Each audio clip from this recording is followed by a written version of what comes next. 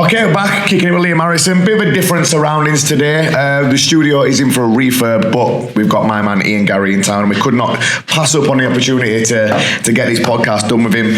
10-0 in MMA, signed with the UFC, former Cage Warriors champion, good a bit Irish. He's already Ireland's next big star, mate. And I need to say, we've done a little bit of work on the pads today. I was fucking shocked when you hit them pads earlier. I've worked with quite a lot of MMA fighters and UFC, a lot of high-level UFC fighters. I'm not going to name them because I don't want to embarrass them, but honestly, mate, your striking was so much cleaner than any MMA fighter I've worked with. So I am looking forward to following your career, mate. So thank you for coming in today. I appreciate it, man. They're really fucking kind words. Yeah, I do like to sit here, like I will sit here and big up myself. I'll blow smoke with my own arse, but like I do believe like I am absolutely the higher echelon of 100%, the upper echelon of striking in the UFC, and I haven't had enough fights to prove it. And that's the beauty of all this, is I get to go out there and prove it now every time I fight that I am one of the best strikers in the UFC, and I'm just going to keep doing it and keep showing it off. Well, I thoroughly believe that from seeing what I've seen today on the pads and stuff. But let's bring it back, because I'm not sure if a lot of us, we're going to have a lot of Muay Thai viewers in there today we're going to be watching. Let's bring it back right to the beginning, mate. Talk to me about your martial arts journey from the very start. Yeah, so when I was younger, I remember my dad brought me to a boxing gym when I was younger, just to see it, and his friends were there and we were meeting someone, and I remember being like, I'd love to do this. And I turned to my dad one day, and I remember it so vividly. I turned to him and went, Dad, I just want to punch someone in the face. And he was like, right. I was like, can I do boxing? And he was like, I'm sure we can sort something out. Went to a boxing gym. They were like, he can't come back until he's 9 or 10 or whatever it is. Anyway, went back when I was 10, and a gym opened up around the corner. I was like, right, I'm going. If any of you want to come with me, fine, but I'm going to walk there myself. I've seen it. Did you get any fights at school or all that? Or? I've never had a fight outside like a gym. Nice. Ever. And like I've been surrounded by like a lot of people who like to fight, a lot of conflict. But no one's ever fought me. And like, I think that was like, I was confident. I'm like, if anyone ever wants, I'm alright. I'm game. Like, I'm never going to shy away from a scrap. I've always been that type of person. If anyone walks in the gym, I'm ready to fight. Like, I'm ready to go. I have no problem with that. But I've never been in trouble outside of gyms, and I believe that's probably down to like just knowledge and knowing what I can do, and never getting into kind of street fights for the sake of I know I'm going to win. Never fight unless you get paid. Exactly, yeah. I'm not getting paid for something on the street. People talk about it like it's cool. Did you see what he did? It's like, did you see what he did to what? Someone who's drunk? Yeah, exactly. Like if you put a fucking $1 million in front of me, you wouldn't know what it was. No way. So yeah, I grew fond of striking, like boxing primarily. Early on in my life, I enjoyed watching, like, there was Irish fighters like Bernard Dunn, who was winning a world title in the 3 Arena, which was awesome. That was good fun. I was there live at that. Oh, really? That was special. I think it was an 11-round fight against, I think the guy was an Olympic champion. They were fighting for, I think... Was Steve Collins around your time? That bit before your time? No, he was a bit before me. Yeah. He was a bit before me. No, you're only 24, right? 25, yeah. So Bernard Dunn was fighting in the O2, in the point at the time, in Dublin, fighting for, I think it was the WBA title, and it went 11 rounds, and Bernard Dunn got the shit kicked out of him early on in the fight. Like, I thought he was going to get knocked out. Then he comes back, and I think it was the 11th round, he knocked him down 3 times, and that was it. He's done. He's like, that's it, it's done. I was up on some bloke's shoulders. I didn't know who the guy was. Some bloke picked me up on my shoulders, fucking tops off every. Like when you looked at him, I want some of that. And it was just like, even early on in my career, I'm like, that's fucking sick. The fact that this can be done. Like, the fact that one person going in there putting on a show can bring this much joy and this much energy to people. And I always just knew I wanted to be involved in something along those lines. So I had like 300 amateur boxing fights. I just fought. I said that to you earlier. I said, when you told me that, I was like, it makes sense. The snap you had, because the snap you had on your punches earlier. Yeah. I'm like, fucking hell. Yeah. It makes sense now, 300 fights. Exactly. And I think, going back to what you said about the street fight thing as well, when you're fighting that regular as a kid, you don't need to fucking fight on the street. Because that must be like fighting every weekend. Every week. I was fighting, there was a specific year where it seemed like everybody who was my age joined boxing. That was the thing. It was weird. And I remember they had to split. So there was a division. So there's like, in Dublin, there's the leagues, then the Dublins. The leagues, anyone can join in. The Dublins, anyone can join in, but you want to be of an elite talent, because that's going to be going to the All-Ireland, which is what everyone wants to win. the leagues anyone can join in. They had to split my like group in half because there was too many kids, and I fought twice a week for 4 weeks. Fucking hell. So I had 8 fights. All the other guys did that, like, and you just keep fighting. That was a league. Then the Dublins is knockouts, so it's like right, boom. And I still had tournament style. as in you win, you're in, you go through. out. Exactly, that's it. And it's just like you look at the draw, you find out who you matched with, and then that year as well, I think there was like fucking 12. How old were you then? 12, 12. Fighting twice a week at 12. I loved it. It was all I wanted to do. It was all I was excited for. And basically that energy, that passion, that joy, that excitement has just transferred through my life through different sports at different times. Because you want to learn and grow as a kid. You want to experience like team sports, which I found out very early on weren't for me. The fact that you ask any fighter about team sports, isn't it? My attitude was like when I play good, I play good, and I always give it like 100%. I mean, I was giving it 100%, and I see, and this is just an example, like a goalkeeper having a shit day because I knew he was out on the piss the night before. We're fucking 15, 16, and I'm like, I'm not gonna fucking run and work my bollocks off because you're when you're turning up fucking half court. Way. And I just hate that attitude. And I'd come off there and I'd see people like even after like finals and shit, I'd see people like in the dressing room crying because they're upset because like they're so emotional. I'm like, I don't know what you're crying for. You all could have worked fucking. We all could have done more. Like that's the thing. And it's like, I just like all the pressure on me. Well, that's the beauty of being a fighter. Exactly. If you lose or if you don't do something right, it's on you. And there's the odd time where it's like, don't leave it to the judges, but that again is still our job. Go in there and finish the fight. Exactly. If you're that good and you do what you do, go in there. And I've never been in a close decision. Anytime I've fought, I've had 4 decisions in my career. My first fight at professional, I broke my hand 30 seconds into the fight. And I was like, right, this is a great way to start. So I fought on Cage Warriors in Liverpool in the, it wasn't the Echo, it was something in Liverpool. And I fought on 8 days notice. And I went in and I was against an Irish fella called James Sheehan, who turned pro before I had an amateur fight. So I'm like, right, giving away a lot of experience. I knew this guy was better than me, like as in had more experience, like had better experience against bigger opponents, all these things. And I'm like, but he's not better than me. I can beat him. So I was like, yeah, fuck that, let's go. And he was only lived about half an hour from me. So I'm like, right, let's go in. And I went in and I went 1-2 straight down the pipe, crack. 1-2 again, crack.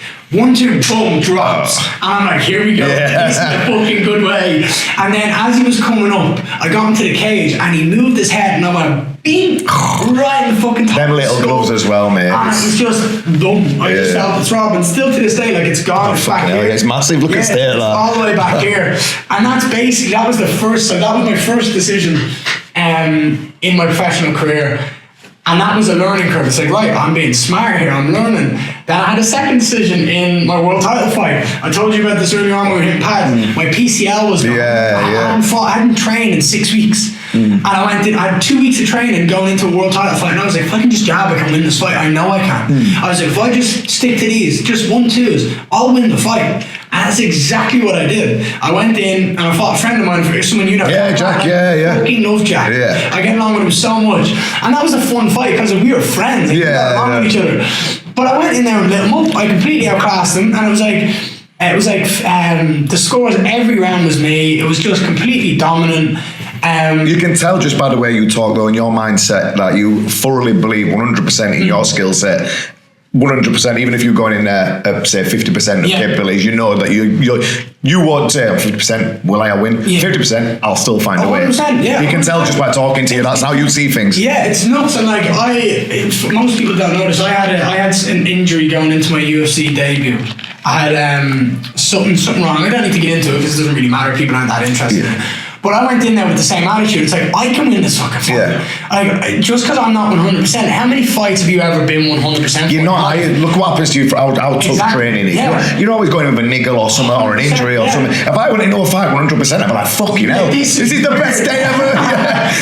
Like, this is nuts. Am I sure I've done enough? Have I done it? I better do some burpees before I get in the ring or something. How have I come into this all right? Like, it is that feeling. But I went into that fight nowhere near 100%. And I felt it in the first 2 minutes. And then I just had to flip that switch, and then 2.5 minutes later, the guy was unconscious. I'm like, all right. Yeah. Like, it is just a weird kind of dynamic how fighting works. But yeah, fighting is just so enjoyable, and I've never wanted to fight in the streets. I've always had that fire fueled by training in the gym and having that discipline of going to training 3-4 times a week. Like, I was doing that. No one was forcing me. When I was 10, I wanted to go to the gym. I think it was Monday, Wednesday, Friday, Sunday mornings. I wanted that. That was what I enjoyed. I then played my team sports, my Irish traditional sports in Gaelic and hurling and all that. I loved it. But there's some scrapping going on in Gaelic though, isn't there? Even hurling, we used the sticks. We used to go on a Sunday morning because they used to have it on a field near me, and we'd go on a Sunday morning, watch them all turn up hungover and just fucking scrap. It's nuts. Like, I see football players like in the Premier League wearing shin pads and shit, and these guys are playing with fucking sticks. And they wear nothing. They just smash the shit out of their shins. Like, that's why my shins are conditioned, because I used to get like broken across. And I wanted that. I'm like, I want someone to smack me. I want someone getting a Christmas present of a hurl and then smacking across my shin first fucking point of the game. I'm like, I wanted that. But yeah, I fell in love with boxing, went through other sports, ended up fighting judo. When did you first come across MMA? Was that when McGregor was starting to get big? That was absolutely it.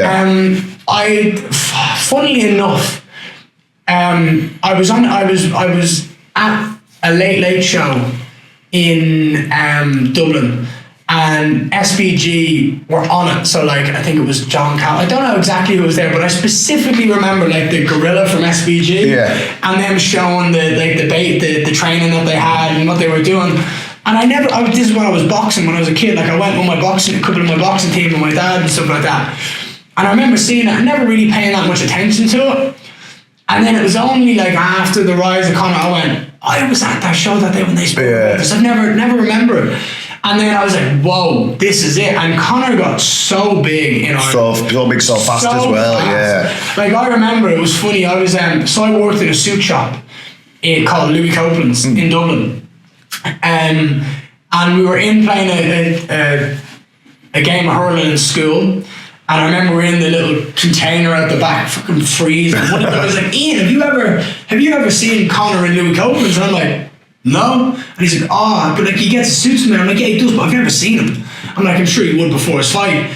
Anyway, the next day, I'm there and I see Conor walk in with this tattoo on him. I'm like, that's fucking... And this was just before, I think it was the Brandel fight, when he gotten the tattoo, and I'm like, that fucking is him. Hold on a minute, I'm gonna throw him in McDonald's upstairs, get down to him. I was like, what's up, by me? And he's like, what's up, pal, how are you? And he just had a conversation. He was like, you should come to the gym if you want to get into it, like, do it. And I was in love with the way he spoke and the way he carried himself and the audacious the mindset that he had back then was unpenetrable. Nothing could touch it. Like, it's different. And this is where people, like, I see a lot of people compare me to Conor, and they say like, that he's a Conor wannabe, or he's this. It's like, you tell me that if you watch any sport and if you fall in love with someone's career, like so much like your country, everyone you know is talking about him. Talking about this person, this rise, MMA as a whole in Ireland went through the roof. Fucking gyms that opened because of that guy was ridiculous. And telling me that you're at 14, I think it was 15, 16, 17 on Conor's rise.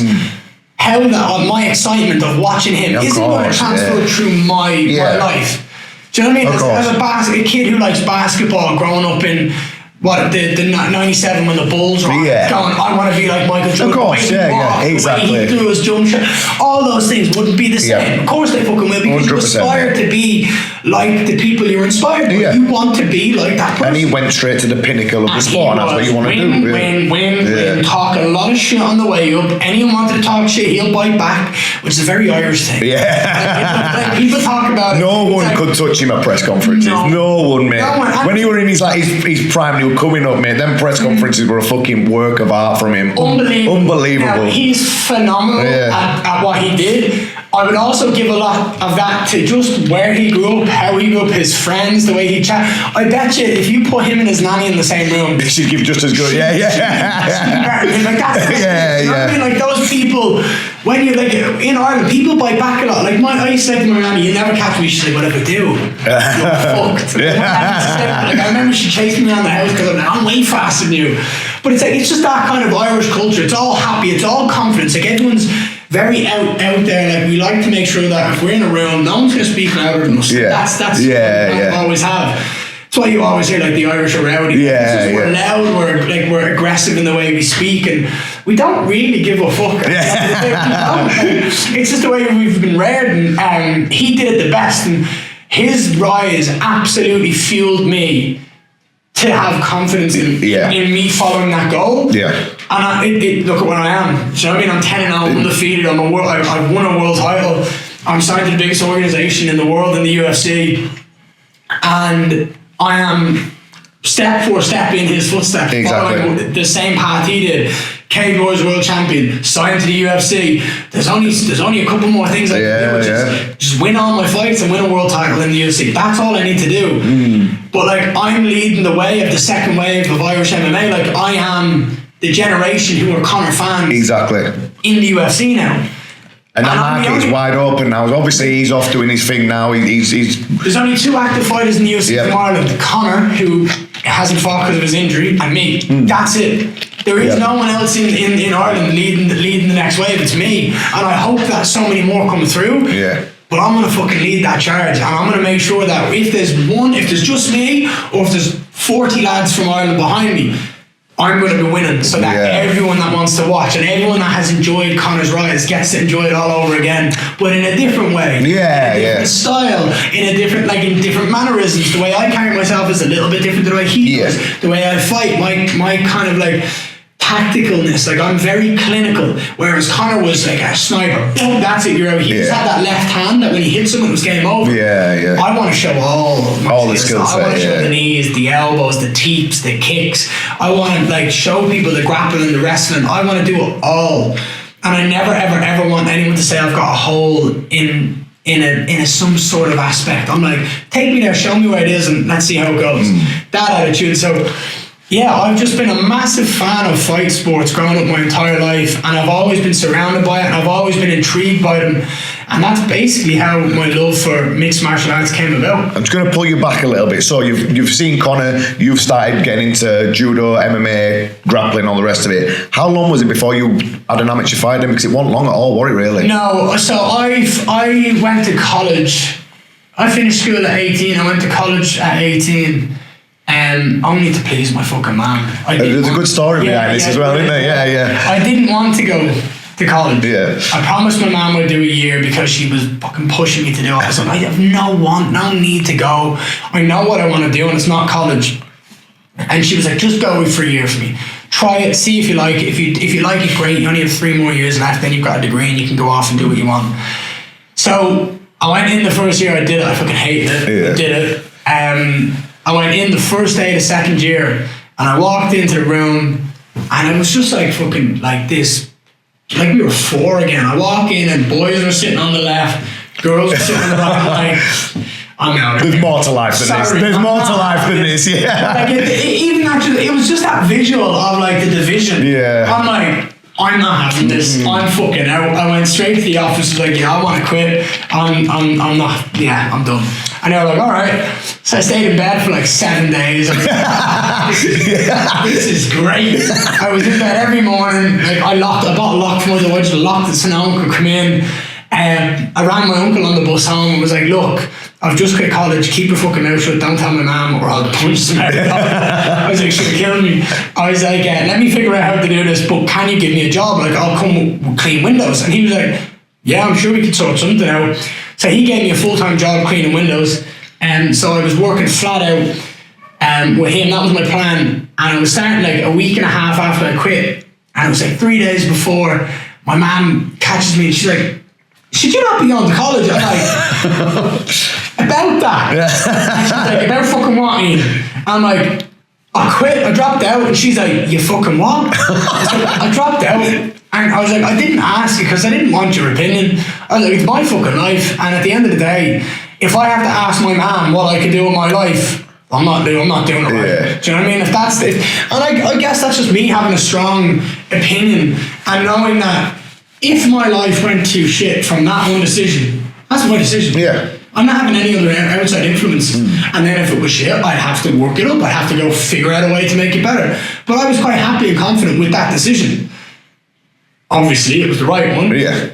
But my mum wrote me a note, a 3-page A4 note that she fucking scribbled it before work, left it on my bed, and I just went to sleep. I said, fuck that, I'm not reading that. So I took photos of it, ripped it up and threw it all over a bed. And then I was like, I never did read that. And then I read it one day and I was pissed. I think I read it 2 days later, I was pissed. Being the next Conor McGregor is not a fucking plan. Like, everything you do, you never follow anything through to the end. Like, if there's any motivation you need, do 3 more years and you've got a degree and you can do whatever it is you want. It's only 3 more years. It's only 3 years of my fucking life. That's fucking 36 months of my life wasted. No chance. Do you know what I mean? I had no interest to do what she saw me doing. And like, I get her outlook on it, her aspect, her view, but it wasn't my view, and it's my life, and I'm never going to let anyone affect my life if I don't want to do it. And that was a big decision for an 18-year-old kid to make, and like, it wasn't a good feeling in the house. Like, my mum and dad weren't happy. Like, do you know what I mean? As you can imagine, like, they weren't overly impressed. And they asked me, what are you going to do? I was like, I'm going to be a professional MMA fighter. I was like, you don't fucking do MMA. It's fine, let me do it. Just listen, trust me. So I joined an MMA gym. I joined originally SBG in where Conor was. Yeah. Didn't like it because it was so far away. It was such a stress to get to. Then a gym opened up close to me. I joined that, and then I just fucking went with it. Just every day I was just training. And I fucking loved it. I became a gym rat. Yeah. It's what I love to do. Like, in the gym all day, every day. Like, I just loved it. Like, it was. You mentioned earlier you've got ADHD as well. I basically do. I mean, I've never been tested for it, but I don't need to be tested for it. It's fucking obvious. The hyper focus that you've got all went straight into, because I have as well. 100%. The hyper focus goes straight into that. And you know what? There's a lot of bad traits of ADHD. It's a way to channel the energy. But yeah, it's a gift when it comes to something like that. It is a way for me to like, again, in school I was loud, I was disruptive, I couldn't sit still, I was this kid who's just constantly annoying the teachers and the students, and I'm like, yeah, because I don't fucking want to do it. Do you know what I mean? Yeah. If you honestly, I've just had a son, right, and I couldn't be more happy. If that guy ever gets in a thing, like, firstly, I don't want him to go to school. Normal school is fucking old these days. The world is changing. But if I ever had someone tell me that he's disruptive, he's too loud, he can't sit still, I'm like, yeah, fucking fair. Look at me. Yeah. I know how you feel. Yeah. Absolutely. I'm going to change everything. Like, if I was to train when I was getting in trouble all those times in school, if I was to go and do like, and I did boxing and all these things, if I was to go, right, fuck that, I don't need to learn. I'm just going to be a ninja. Fucking learn. I would be so much better behaved. Like, my behaviour would have been so much better for everyone. And it's phenomenal. I see, have you ever had a forest school? Yeah. So our 7-year-old does forest school. Right. And we get dropped off at the forest where they all meet up at base camp 1. And they meet up there at like 9 o'clock and they're gone till 2. Rain, sunshine, like snow, sleet, anything. They're gone. Like, they are gone. Do you know what I mean? It's only if there's a storm they won't go. Yeah. For obvious reasons. But they'll go into the forest with all their teachers, all their friends, and they just do whatever it is they do. They learn, they count in different ways. Do you know what I mean? They're told to count by picking up sticks and adding them all together with their friends, and they learn about nature and all these things. And that attitude. Could you imagine how much better we would have been kids if we were taught to run in a forest and climb a fucking tree? I'd have fucking loved it. I'd have loved it, man. Yeah, I'd have loved it. And that attitude of life just kind of is channeled, and that, if for me, that is like that attitude for me, channeling my energy, my hyperness, my mindset into striking and into MMA and into doing what I feel can make me mentally and physically a better human, but also to be able to manipulate, manhandle and beat the living shit out of another man who is trained to fight is a beautiful thing to have in my life. And it's just a confidence. Like, I've noticed it when me and my wife got together and like we'd be walking at night time, she'd be like, oh, let's not go past that group of lads. I'm like, give me your fucking hand. Yeah. Like, There's no way I'm not walking past the guys. And like, that's just my energy. I'm like, I don't care where it is, who it is. Like, I have this confidence because my whole life I've been training. Now, I'm not stupid, you know what I mean? But my whole life I've been training. I just have this confidence going, everything's okay. Like, I can go anywhere in the world and feel confident in my abilities. And I want that confidence to transpire to my kids, to my family, to my friends. When I step into that cage, I've got this. Yeah. That's it. When I'm in that octagon, everyone else is fucked. Like, because I don't care if this guy is 10 times better than me at some type of skill set. I'll find that way to win. And that's just always been my mentality. Well, let me bring you back then here. So you've amateur at 19, but you were pro by 21, is that correct? Amateur, yeah, I've had my first amateur fight 2 days after I was 19. So that's not a long transition to go from amateur to pro whatsoever. That fucking good. Yeah, honestly, I know it was. I learned so fast. Yeah. I was getting so good. I was like... How many amateur fights did you have? Seven amateur fights, I think, and I was found it hard to find fights. Yeah. Like, really hard. People didn't want to fight me because they're like, no, you need to like we spoke about before the show. Like, people are like pussies nowadays. Like, they don't want to have the fights. And they're just, everyone's a bit soft. Yeah. It's true. It's true. It is. We're all a bit softer, and that's because like just the way everything is going. It's like the lifestyle we have is a lot better than the lifestyle our parents and our grandparents and everyone had. Like, and people are just getting a bit softer and they want to pad their records and get themselves there the easy way. Whereas I was like, just get me any fight you possibly can. I'll fight anyone. I'm better than everyone. I don't care who it is. I'll win, and I'll get to where I'm going quicker. And you did do that quick. And I did it quick. Yeah, within 2 years. So 19. I turned, I had my first amateur fight. 2 years later, when I was 21, I fought my first professional fight. And then, but I signed to the UFC when I was 23. And Fuck that, within 4 years, all that. So let's go to this, when you've gone pro, and then you're working your way up the Cage Warriors ranks. Talk to us a little bit about that. So that was such an enjoyable process because... obviously that's what Conor did as well, wasn't it? It's what a lot, most... And Paddy, he did that. I would say most of the elite fighters in Europe have done the same thing. Like, a quick list was like Conor, obviously you mentioned Paddy, me, Joanna Jędrzejczyk, Michael Bisping. So many more. But just to give you a quick example, it is the elite platform for... It's the road to the UFC in Europe. Like, it is very clear. Like, the amount of fighters they've sent there, like Tom Aspinall, everyone's gone through there. It's so simple. Like, they've just got a good connection, a good relationship with the UFC, and going, we're going to get the best fighters in Europe, we're going to put on a show. When you're ready, you take them, and we have they used to be with us, that kind of vibe. And I knew what I wanted. I knew I wanted the exact same road. I wanted the UFC. I wanted nothing else. I didn't want any other promotion. I didn't want Bellator. One wasn't a thing at that point. PFL wasn't a thing. It was literally UFC and Bellator. And I didn't want to fight in Bellator. I wanted to be the best fighter in the world. And the best fighter in the world, still to this day, is classed as the UFC champion. That's how it is. It is. Everyone knows it. You are the best fighter in your weight class if you were the UFC champion. Correct. And I like that. And that's what I want to be. And I wanted only that. I didn't have any other, but if Bellator came, no. UFC, that's it. So I was like, where's the best place to get me that? It's Cage Warriors. So I got my pro debut on 7 days' notice. I fought an amazing fight. I had so much fun. So that the one you broke your hand in? Yeah. So did you win that points then? Did you have to change up your style a little bit? I dominant decision. Yeah, it was 30-25, 30-26, 30-27, something like that. But yeah, unanimous decision. Then went in on my next fight. I won by a high kick. I watched that earlier. I watched that. Quick. Just calf. Similar to what we were doing in gym earlier. Just calf kick, took the legs from under him. He brought his hand down, caught the high kick, and then ran him with a flying knee because like he's not come forward. So now it's 2-0, amazing. 3-0. I fought a very, very talented guy called Matt. What was it, Matt Figlak? Yeah, I think we were both 2-0. Fought Matt Figlak in Cork, and I choked him out via rear naked choke, and that was big. That was a first round submission. Then I went out there on the feet. COVID had happened. My first fight back after COVID.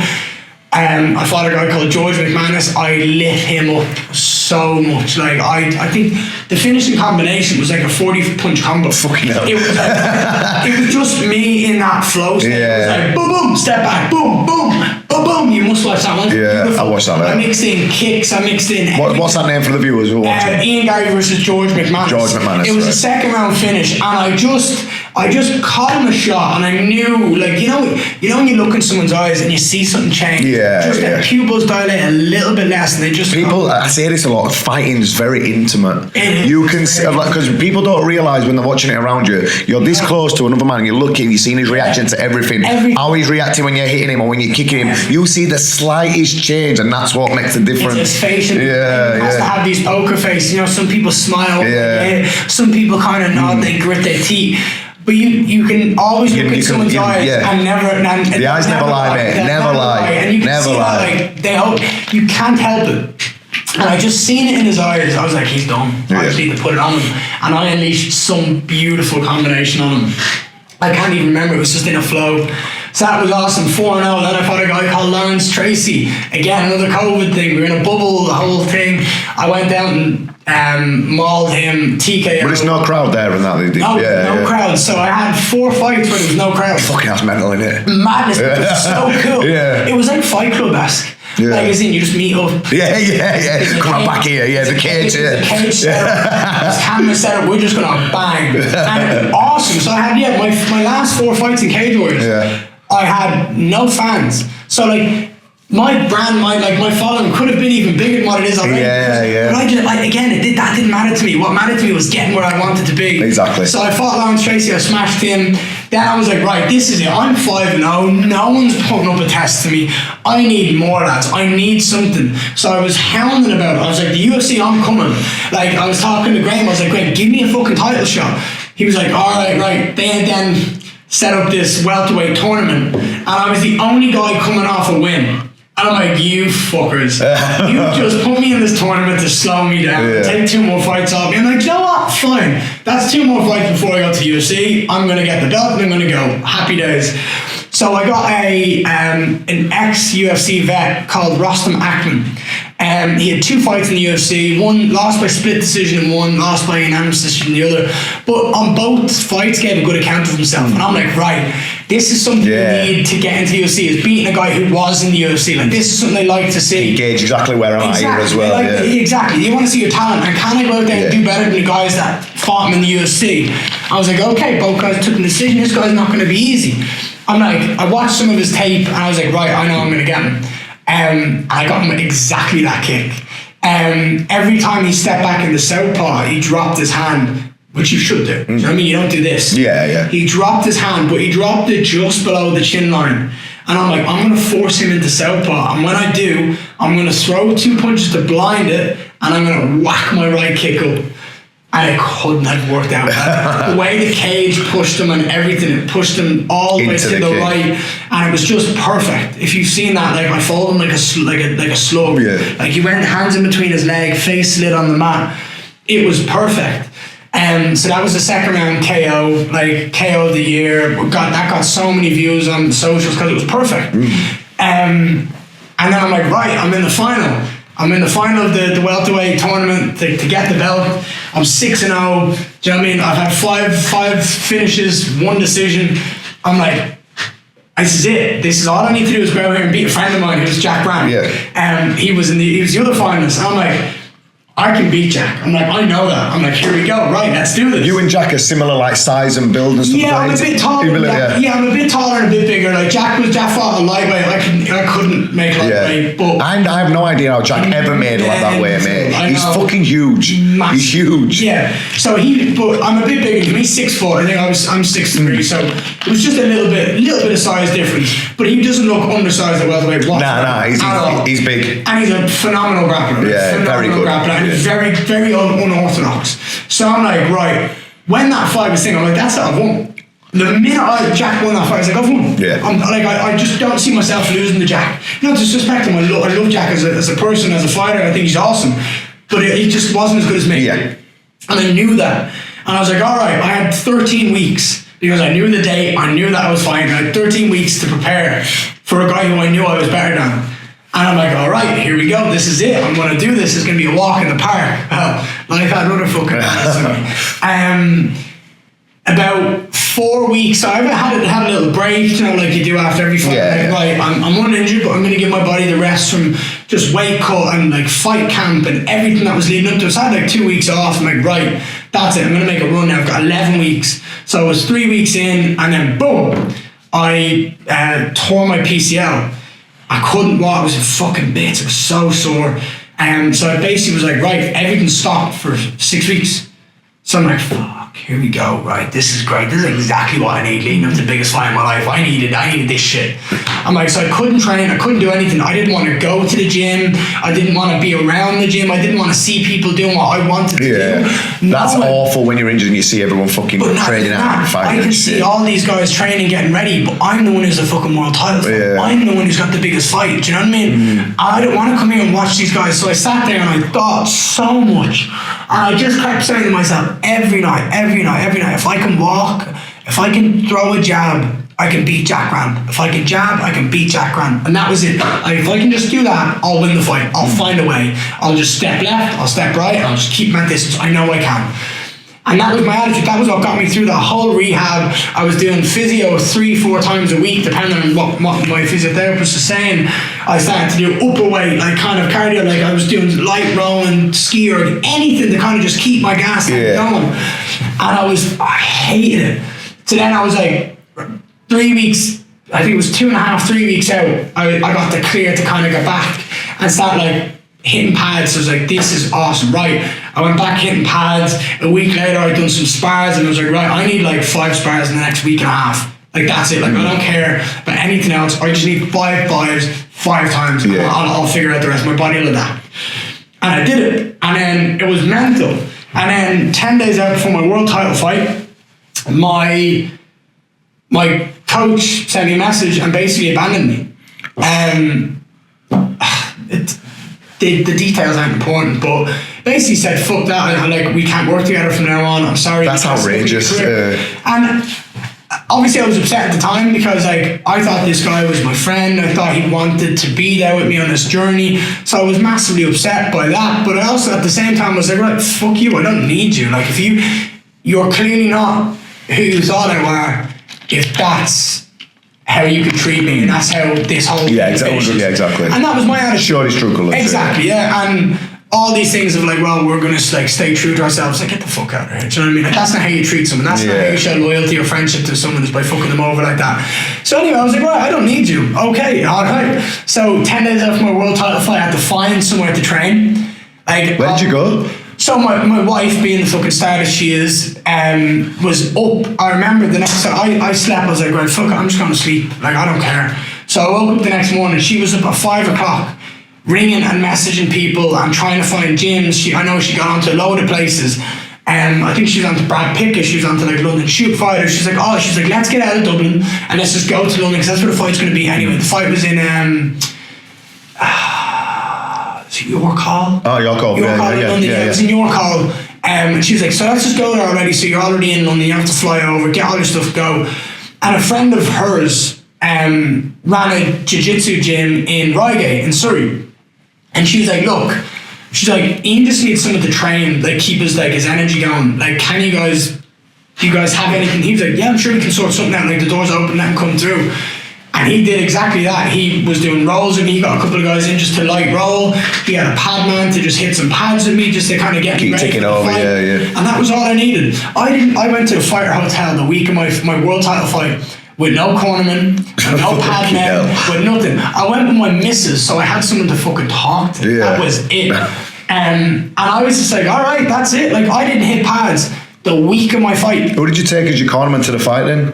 So basically, what happened is, leading up to the fight, when this all happened, I went, you know what, fuck it, I'm just going to walk in and do this on my own. I don't need anyone. Also, I go back to that mindset again. Mate, I thought it was pretty fucking cool. To walk out on my own, win a world title on my own, and be like, that's it. Has anyone else ever done that? No, not that I'm aware of. I'm not, No. Do you know what? Have you ever seen Warrior, the film? Yeah, Tom Hardy, yeah. Basically, where he just walks out on his own, smashes him, walks away. That was like, it was kind of felt like that a little bit. It's like, I'm doing this on my own. Fuck, I don't need anybody else. Do you know what I mean? I wanted people that. I wanted the guys that I wanted in my corner there.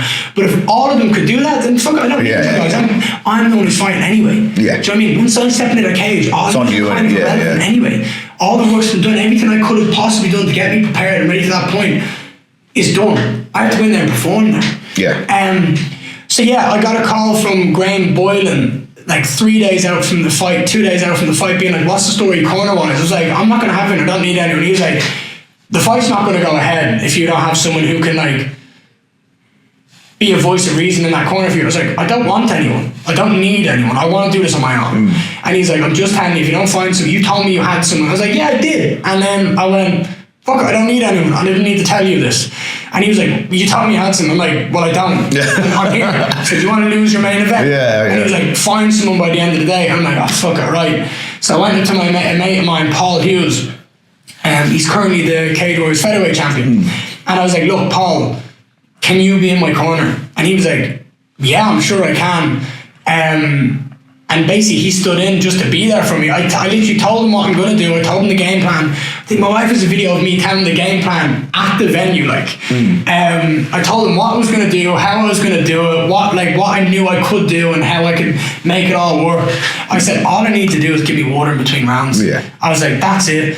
And if anything, just come in and tell me I look good. Just pick me up a bit. Tell me I look good. Don't even talk to me about the fight. And he did exactly that. I walked into that cage on my own. I stood in that octagon, in that cage, looking across at another man who I knew had prepared so hard for that fight. Well, I was training at Four Corners at the time when Jack was training for that. He trained hard. I knew he did. I've seen a social friend of Jack's. I followed him, watched all the stuff.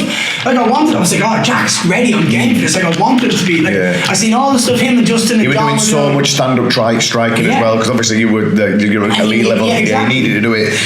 And that whole attitude of like getting ready for that fight and the mental preparation, that was a mental battle of anything. And I went into that first round and I was like, right, I know what I have to do to win this fight. I know what I have to do. If I can do it, I'll be a world champion. Like, if I can do it. And then I was like, I've got this. The minute that cage closed, I was like, I've got this. This is it. There's no way I'm losing this. I just felt it. Just had this energy. I was like, I'm a world champion now. I just have to go and do it. That's exactly what I did. 5 rounds of domination. I butchered both my hands in the fight, but he popped my knee in the fight. There was a point at which Jack went for like a leg lock and I scrambled and we both had and both looked at each other. I was like, don't you fucking pushed my hand and got up.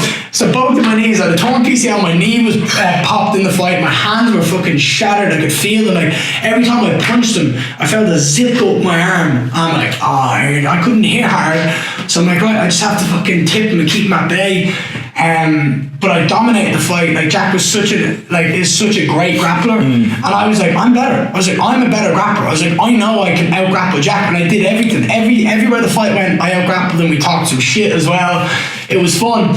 5 rounds later, I'm getting the Cage Warriors world title strapped around my waist, and that was it. I knew I was signed to the UFC at that moment. I knew it was done. 7-0. I got a massive fast rise, and I'm now the Cage Warriors champion. I'm the best guy in Europe at my weight. I knew I was gone. So 7-0, champion, UFC come knocking, but you didn't have a gym. Where did you go from there then? So I wanted to celebrate. So prior to the win, I'd already booked me and my missus a holiday to Costa Rica. I was like, I'm going to win the fight. May as well celebrate. Book the celebrations now. I booked it. So 3 days later, we flew to Costa Rica, and we were sat at this beautiful place called Oxygen in Costa Rica, in Uvita. It was unbelievable. Like, it was stunning. And we're sat at this bar looking out on the top of the mountain, looking out on like the whole just rainforest and then the sea at the end. And then we get an email and it's a UFC contract. Like, here we go. Like, this is my UFC contract. So we printed it off, we went through it, we signed it. And then we were like, I don't have a fucking gym. I'm like, all right. So I just signed to the UFC. I don't have a gym. What do I do? And my missus went, right. Gets a piece of paper, goes, right, places to train. Ian, where would you train? And she was like, going through Topology. I was like, Stanford. I was like, Henry Hoof. And she's like, okay. She's like, let's put that number 1. And she's like, what about number 2 and 3? I was like, nah, fuck that. I'll get what I want. If I get what I want, which I normally do, if I put my energy in the right places, I don't need another option. I don't need a backup. I don't need an option B. I've got one, that's it. And that's my only option. So I messaged Henry Hoof on Instagram, and I was like, I kind of introduced myself. I didn't know if he knew who I was. I'm not going to assume that one of the greatest striking coaches in MMA and like just striking history is going to assume, I'm going to assume he knows who I am. Anyway, he did. He knew who I was. He said he watched my world title fight and stuff, and that was awesome. That's class, isn't it? Yeah. It was such a good experience. It was like, well, you know what? How did you? And I was like, that's cool. I said to him, look, I've nowhere to train. I'd love to come to train at your gym. And he's like, sure, come and we can do a 2-week trial. If me and the coaches like you and you get along with the guys, then we can figure something out.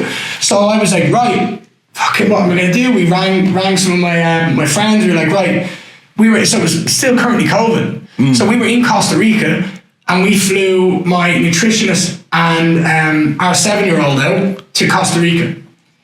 We went to Costa Rica. We done our quarantine for the United States in Costa Rica. We did basically a month-long holiday, basically. And then we all flew to America. We went straight to Vegas and done a week in the PI just to kind of meet people, taking that whole experience.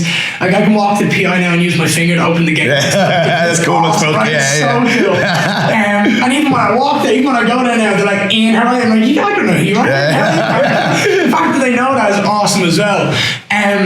So like we went there to kind of just see the people, see the vibe, and obviously the PI in Vegas is phenomenal, Performance Institute. And we were like, let's go take advantage of that for a week, do some tests, go through some they do DEXA scan, they check like your height, your weight, they go through all these mobility exercises to see where you can improve. It's a phenomenal facility, and like the UFC know what they're doing, so they're trying to help their athletes, and we were like, let's go there. And then I went straight down to Florida. I did some training for 2 weeks, and I was like, right, this is it. I need to be here. I need to stay here. Obviously, there was some absolute killers in that gym as well, aren't there? Yeah. So just for anyone who doesn't know the gym, so the head coach is Henry Hoof, the wrestling coach is Greg Jones, and the other striking coach is Coach Jason Stroud. And they are just a bunch of savages. Yeah. The guys that train in the gym, noticeable people would be the likes of Michael Chandler, Gilbert Burns, Robbie Lawler. What Usman there before? Usman was there, Usman still trains there. Henry sent me a video of Usman training there over Christmas. Yeah. I think so. I don't know about. I think Usman lives in Florida. Cool. Like his family live in Florida, and then I think he goes and trains in Colorado. Right. When he does his camps. So I think that's what it is. But you've got all these amazing, like Derek Brunson, like you've got unbelievable fighters training under this one roof. Like there's 65 pros on the mats.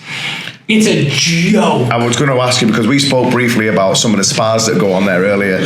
Talk to us about that. Who's some of the toughest sparring partners in that gym? Like it's just like it's nuts. And I noticed ever since I left, they've had to split up the training. So the guys who are 170 or 150, like lightweights and below, all train at the same time.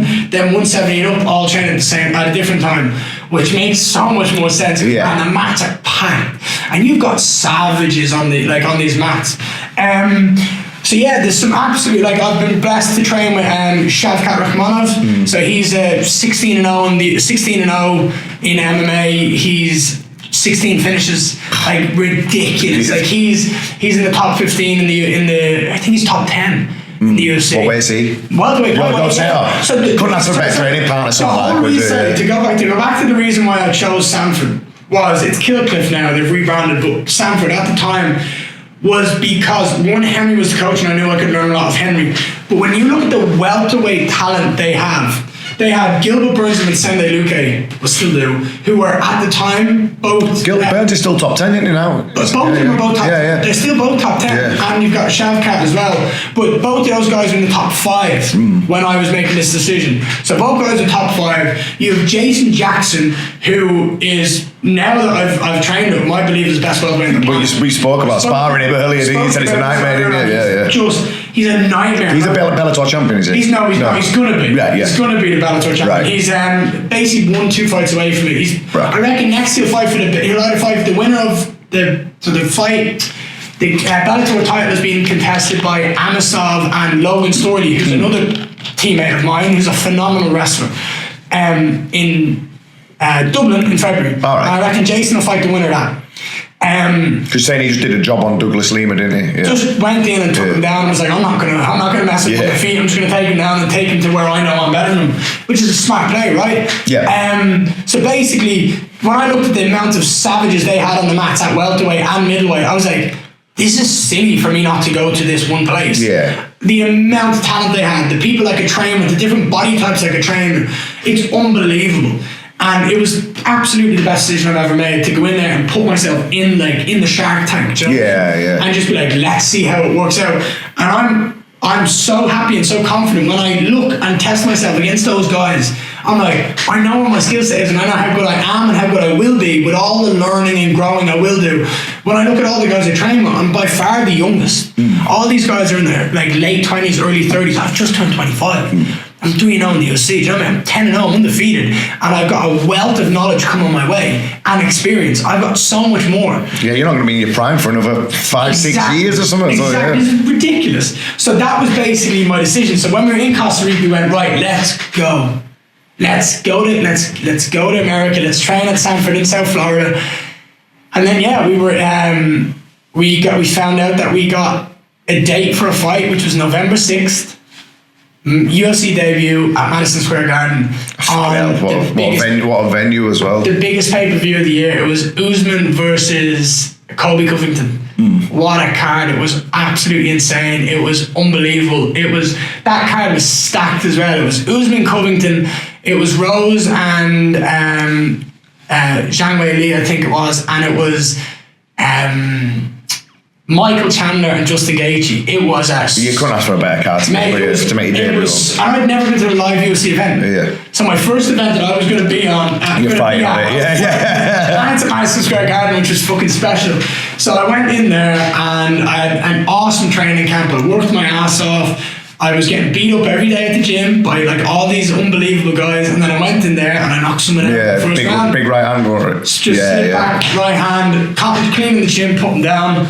And that was just a dream way to start my UFC career. Do you know what I mean? It was a first round knockout at Madison Square Garden, and it's like, right. It's fairy tale shit, innit? It's that goosebump shit. Yeah. Like I sat there one day and dreamt about all this.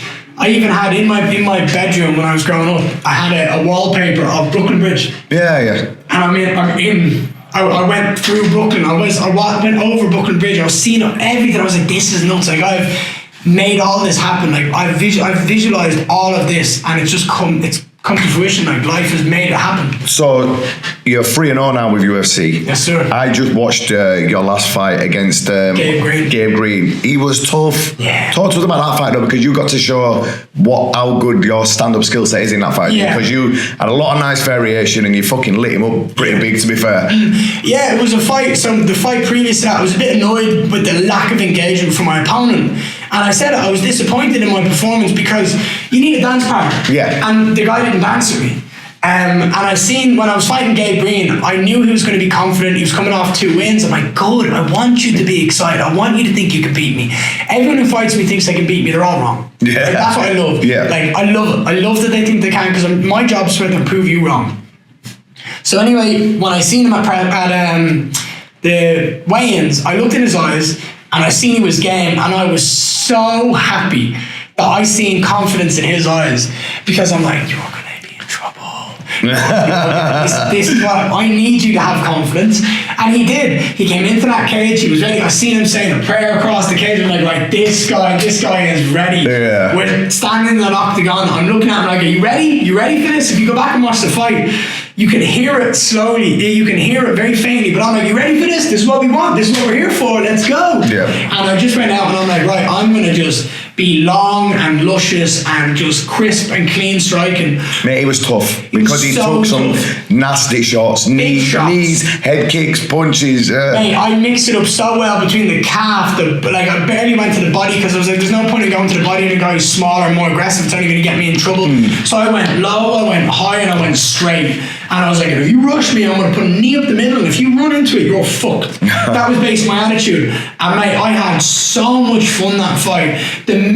How quick my mind was working in that fight made me so happy, because I'm just running around this cage, like dancing like Muhammad Ali in my mind. Obviously, like, I don't think I'm Muhammad Ali. I do my own kind of style, but like very kind of Muhammad Ali-esque in my mind. Like, I don't stop moving. I keep that movement because I know my opponents don't like it. And he would dance, he'd go blah, blah, blah, and he'd move and he'd dance and he'd stay pretty. And you know, that's the same thing. It's like, I'm beautiful. I want to keep this beautiful face. I don't get sliced up and mashed up by elbows and knees. I'm long, I've got length. Use that to my advantage and keep people away from me. And I just wanted to put a fucking clinic on, and I feel like I did that. You did, yeah. And like from that fight to now, I've just been working to try add more stuff. Like, even when I said I've been working with the likes of you, Henry Clemson, I've been working with Leon Edwards and stuff like that, piecing all of these things together so that when I fight my next fight, I'm a more evolved fighter. I'm a better version of what I already was, with just some more clinical techniques, some different flows, some different kind of broken rhythms that I can add in and just upset people's rhythms. So 3-0 now. I can see Mrs. in background as well. She's saying we've got to wrap up. Yeah. So just coming to the end of this, 3-0 now.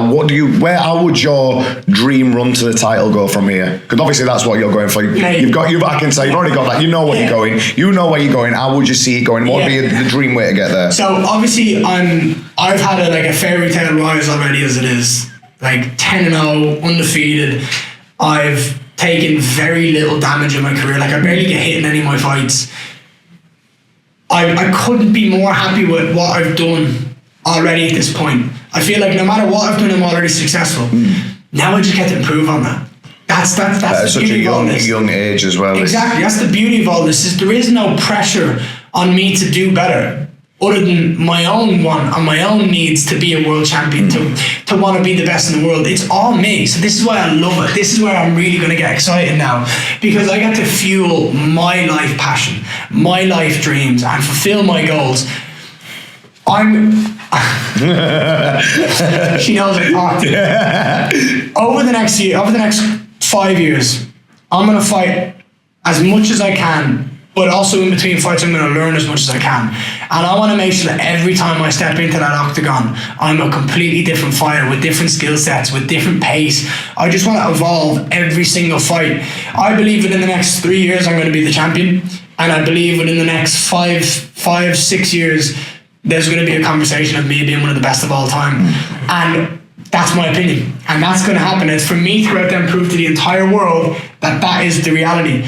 And I just couldn't look forward to it more. Like the fact that I get to go out there and do that and prove that to myself, but also prove everyone who's believed in me or anyone who's ever doubted me, right and wrong, that just by doing what I love. There's going to be some guy in that gym in Dublin who fucking left you there, going to go in, what the fuck did I do? Oh, what the fuck did I do? He's going to be sitting there with his hand. Yeah, oh, what a dickhead. Yeah. But look, at the end of the day, everyone has their own life decisions, and my life decision is that I want to be the best in the world. Do you know what I mean? I want to be a great dad, I want to be an awesome husband, and I want to be one of the best fighters to ever grace this planet. And I just want to walk in there, put on a show for people, but enjoy the fights myself. Yeah. At the end of the day, I don't fight for anyone else other than myself. Yeah. You're the same. You fight because you enjoy love fighting. it. Yeah, that's it. That's our love, our passion.